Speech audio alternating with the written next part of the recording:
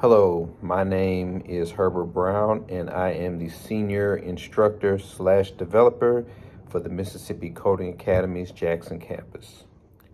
I've been a Mississippi resident since 1989. My family moved from Los Angeles, California to Yazoo City, Mississippi in March of 89.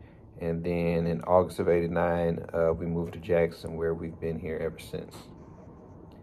So I actually found out about the Mississippi Coding Academies while I was a financial aid counselor at Tougaloo College. I was working there for 4 years, and through a friend, I heard about this opportunity to teach coding. I didn't have any coding experience before. I'm completely self-taught, but they were looking for someone to be a classroom manager, and that was kind of my role initially. And I decided that when I got the position, that if I was going to be the best classroom manager that I can be, then I probably need to learn how to code myself. So I bought a book on Python and just kind of took off from there. So my role is to teach individuals coding, and the language that I use to teach coding is JavaScript, mainly because of its flexibilities, but we also teach HTML, CSS, we teach MySQL, and we also use the frameworks React, Bootstrap, Node, and Express. So we kind of cover the full stack of web development. So like I stated before, I'm self-taught.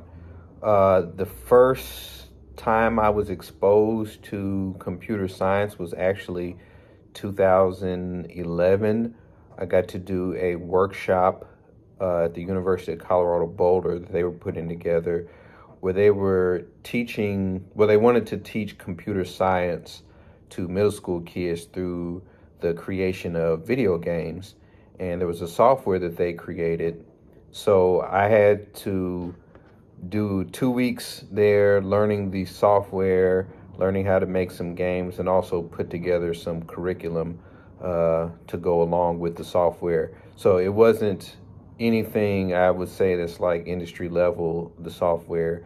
It looked more like Scratch, where you have these blocks and you put these blocks together. But the principles and the computational thinking, those were the things that we focused on.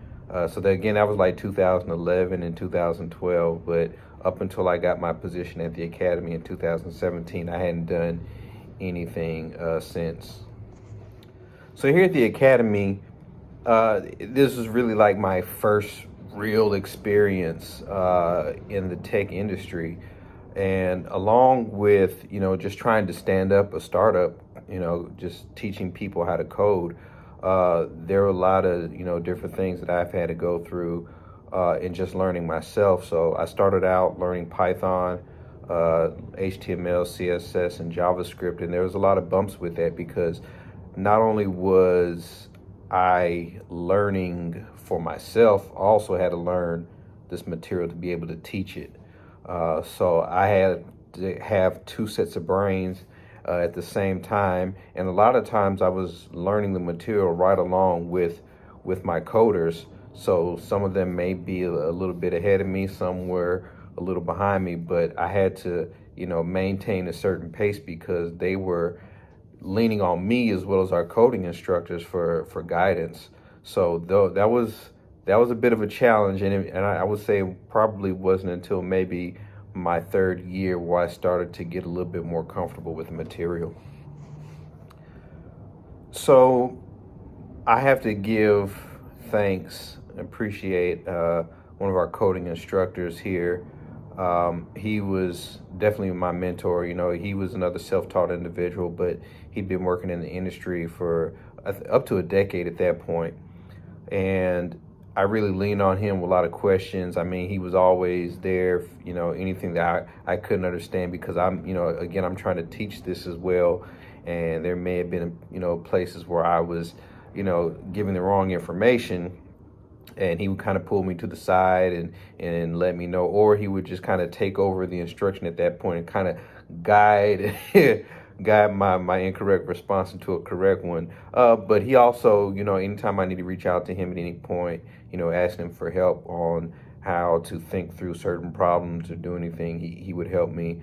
That was cool. And he gave me a lot of confidence. Some of the work that I would do, he would look at it and he would say, you sure you haven't done this before? I'm like, no, I'm just not learning something. You're pretty good at it. So he was a lot of help. So I think if I knew that the tech industry would be what it is, and it's something that I didn't need to shy away from, then I probably would have majored in computer science or computer engineering while I was in college. I was a business administration and finance major, and so I hadn't taken any computer classes other than how to do a spreadsheet. But if I knew then what the tech industry would be today and what it would look like and what it required out of an individual, I definitely would have studied this from the beginning. I had no idea that the way that my mind works is really in tune with the tech industry, just tech in general, and how things work. So that's definitely something that I would have pursued earlier than I did. So I think if anybody that wants to learn a certain skill, particularly coding, hey, check us out at mscoding.org. We have a great team here. It's 11 months of work, and I mean you're getting a lot of good information. Learning how to do this work, not just learning a particular language, but learning computational thinking, which I think is more important and more critical. So yeah, check us out, Mississippi Coding Academies. Also, for anybody that is interested in getting in the industry and you don't really know where to start or where to begin, I definitely believe that coding is a great avenue to start, because it's full of challenges, full of material out there to learn, and you also have to learn how to learn through it. So I think that's very important. Also, find out about different conferences. Certainly, connect with the Bean Path and the people there. It's a great team there. Those are definitely avenues that you could take, and just kind of don't be afraid to ask questions.